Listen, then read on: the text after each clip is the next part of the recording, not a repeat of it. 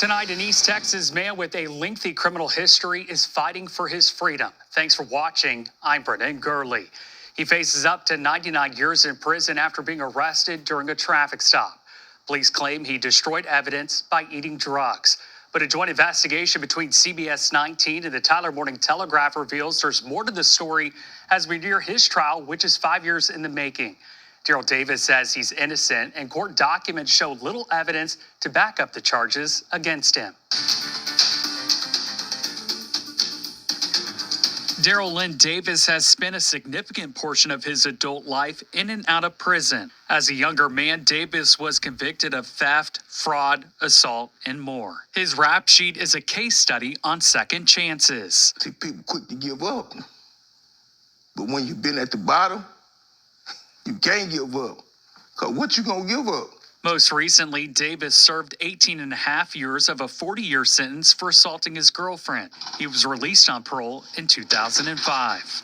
They threw me away. Davis says he chose a different path after prison, felon to activist, and a positive influence. His foundation, Continuing Faith in Christ's Ministry, provides school supplies for kids who need them. He also earned his college degree, but today he's studying for another day in court, and the stakes are high. I'm 60 years old. I've done 20 years straight, and you talking about throwing a man away for life? For nothing? Davis faces up to 99 years in prison. Decades after his frequent run-ins with the law, he was pulled over on the night of February 7th, 2019 for failing to stop at a stop sign. He was arrested during that traffic stop and charged with tampering with evidence. Officers at the scene wrote in arrest documents that Davis consented to a search of his car.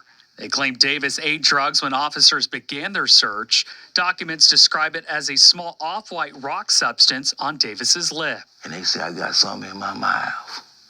But at no time do either one of them try to go in my mouth and get whatever it is that they see.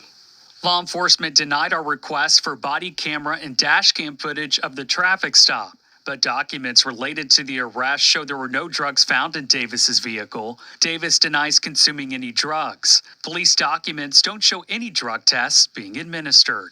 Man, you could have swallowed my mouth. That would have proved you wrong. You could have made me spit in a cup. That could have proved you wrong. You could have drawn some blood. That could have proved you wrong. Hospital documents provided to CBS 19 show that 1 hour after the traffic stop in which Davis is accused of eating cocaine, he's described as having a very pleasant disposition. At least pump my stomach, get whatever it is you say I ate out of me. Because you don't know if it's a little bit or a lot.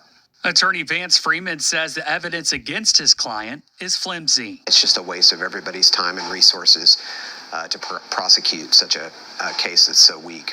Davis's criminal charge of tampering with evidence would normally carry a sentence of 2 to 10 years in prison if he's convicted a third-degree felony. So why does he face up to 99 years?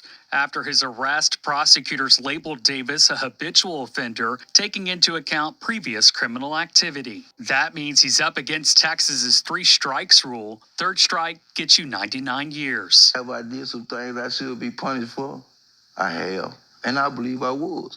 And I've been punished for some things that I haven't done. You know, Mr. Davis is staring down the barrel of a shotgun right now, and the prosecutor's holding it and pointing it at him with the fact that he could use this enhancement paragraph to list him as an habitual offender to give him more time. Civil rights and criminal justice attorney Justin Moore describes this as an instance of over-prosecution. If he swallowed evidence and that evidence was crack cocaine, you would imagine that there would be a chemical reaction that would have impaired his mental capabilities that would have been extremely visible, especially with a drug like crack cocaine.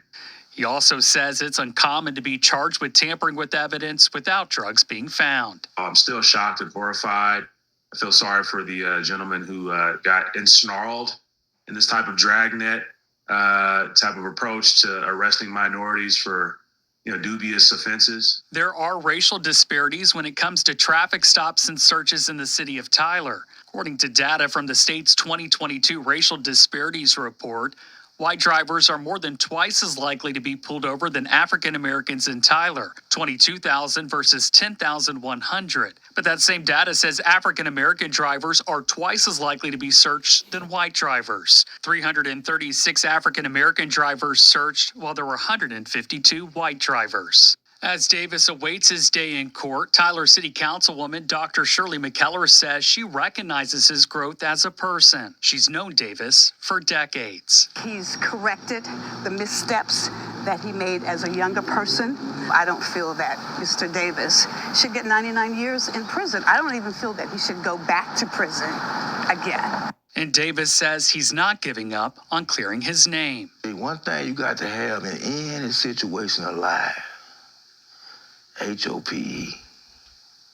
If you ain't got hope, you ain't got nothing. And with that hope, you got to have faith.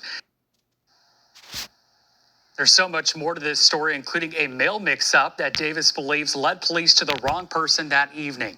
You can find all that in our joint investigation with the Tyler Morning Telegraph at CBS19.tv.